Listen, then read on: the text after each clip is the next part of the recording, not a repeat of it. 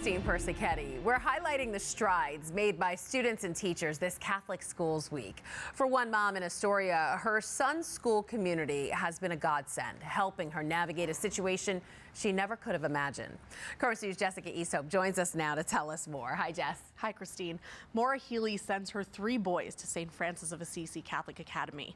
She found out recently they will all most likely need hearing aids for the rest of their lives. And when they started wearing them in school this year, they were met with the compassion and patience she says she wouldn't have been able to find anywhere else.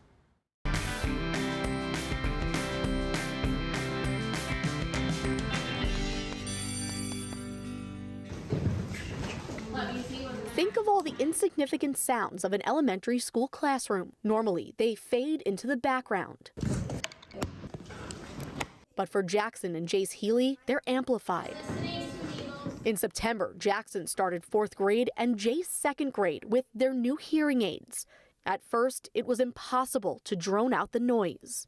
It was hard. I wasn't used to them. Jace didn't feel nauseous, but I felt nauseous when I was wearing them. Sometimes it's like really loud, but then I like go like this. And so that makes it like the hearing aid isn't normal. And that can be very distracting, especially for a child who hasn't always heard a lot of things. 2024. Their mom, Maura, is the Home Academy Association president at St. Francis of Assisi Catholic Academy in Astoria. The year that it took from the time they were diagnosed with progressive hearing loss to when the aids finally touched their ears was a battle. Catching it later on with like that mom guilt that, everybody always talks about, like, what was I thinking? But this year, Jackson, Jace, and Maura have a lot less to worry about because their teachers wear this, a microphone Bluetooth connected to their hearing aids. Hey Jackson, can you hear me, Lowe's? Jason, can you hear me? Melissa D'Angelo, Jace's teacher, says at first he was resistant to the device, and it took them both a little while to learn. But that's when she put her teaching aside and relied on her faith. I tried to do things that would make him feel special and be fun, and I would whisper something to know that he had it on. It's made me a better person. It's been challenging, but it has made me a better teacher too. The beautiful thing about it is that every teacher is on board. Principal Elizabeth Riley is new to her role, but came in making sure the Healys would be supported in and out of the classroom. No student was getting left behind on her watch. I've changed format and I've changed personnel in classrooms to accommodate the needs. We've fought for more services for her children, and it would be impossible not to fight for them. Since getting used to the hearing aids and the microphones, Jackson and Jace's performance and participation have improved dramatically. And Maura can't believe that at one point she thought she might have to pull the boys out of Catholic school. Everyone's going to learn to add and subtract. All those other things, that really is what changes the education. Are we going to learn how to love others and ourselves? We get that here. But she knows now this is exactly where they're meant to be. Maura says not only did the teachers at St. Francis of Assisi use the devices happily to help her boys, they charge and maintain them and pass them back and forth, Christine, seamlessly every single day. What a great story. Thank you so much, Jess. This week, Catholic schools aren't just looking to the future, they're honoring their past. Tell me a little bit about what you've learned from the 1960s. Auxiliary Bishop James Massa traveled back in time Wednesday with help from students from Sacred Heart Catholic Academy in Bayside. It was all part of their 100th anniversary celebration. Each grade dressed up as a different decade, learning about the important events happening at that time. Bishop Massa says those lessons are helping the kids get some perspective.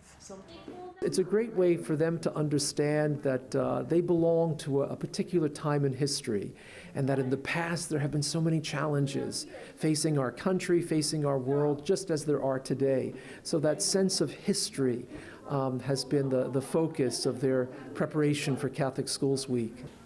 Alumni also recently visited to talk to students about the school's history. Be sure to stay with Currents News and the tablet for continuing coverage of Catholic Schools Week. And if you're interested in sending your children to Catholic school, just visit CatholicSchoolsBQ.org or call 718-965-7380 for more information.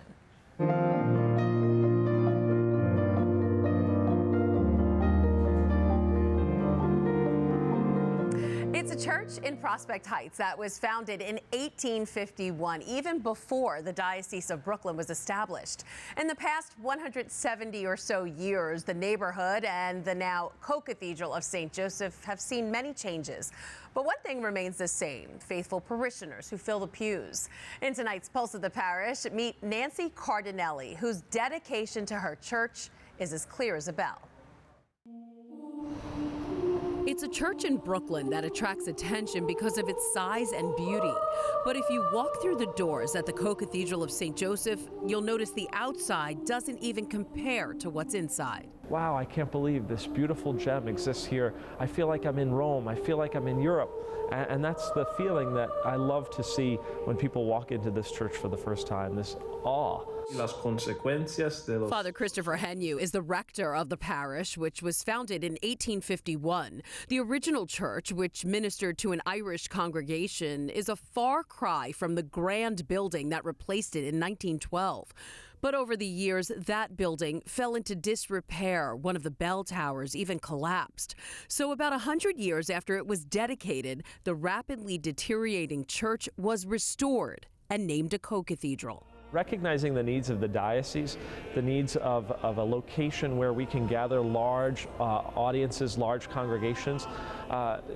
This church, which was on the verge of absolute ruin and destruction, the option was clear. We either tear down the church or we restore it to its beauty. And that beauty shines through the stained glass windows which depict the life of Joseph and the images above of our Blessed Mother. The sacred artwork shows the various cultures in the diocese, so every parishioner, whether they speak English, Spanish, or even Creole, can see their own mother in Mary. And those parishioners travel from all over just to attend Mass here. They keep coming back because they love this parish. They love assisting here. They love praying here. Take Nancy Cardinelli, for example. Nancy is a parishioner that attends every daily Mass. Like the USPS, come rain or shine, sleet or snow or hail, she is here. And she really, for me, is inspiring in that regard in her faith. But Nancy doesn't just attend Mass, she sets up for it every morning. I gotta do my things here. I gotta clean up over there. I gotta fix the flowers over here. These flowers don't look right. I have to make them straight. And I started to do that, and nobody said anything to me. They need a woman's touch in here, you know, to do all those things.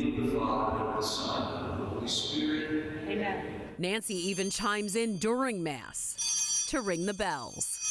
It's a job she doesn't take lightly, and one she always shows up for.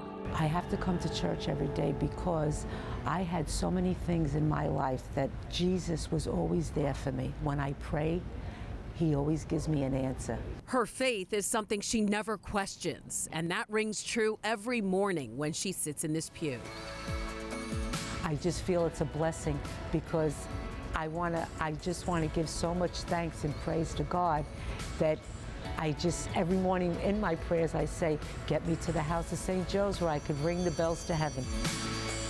And now you know Nancy Cardinelli from the Co-Cathedral of St. Joseph and how she makes up the pulse of the parish.